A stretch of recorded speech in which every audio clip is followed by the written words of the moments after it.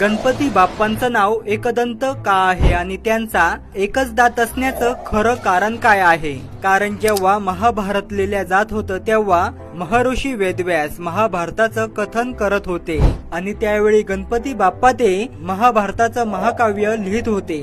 परंतु त्यावेळी महर्षींनी गणपती बाप्पांना त्यावेळी एक अशी अट घातली होती की संपूर्ण महाभारताचे लिखाण कोणताही खंड न पडता पूर्ण झालं पाहिजे आणि ते स्वतः गणपती करतील.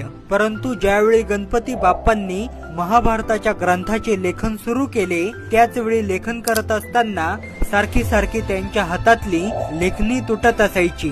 मग तेव्हा गणपती बाप्पांनी ग्रंथ लिहित असताना कोणताही खंड पडू नये म्हणून त्यावेळी त्यांनी स्वतःचा एक दात तोडला आणि राहिलेल्या ग्रंथाचे लिखाण पूर्ण केले आणि त्याच गणपती बाप्पांच्या दाताचं बलिदान व्यर्थ जाऊ नये म्हणून त्यांचं नाव एकदंत असे ठेवण्यात आले.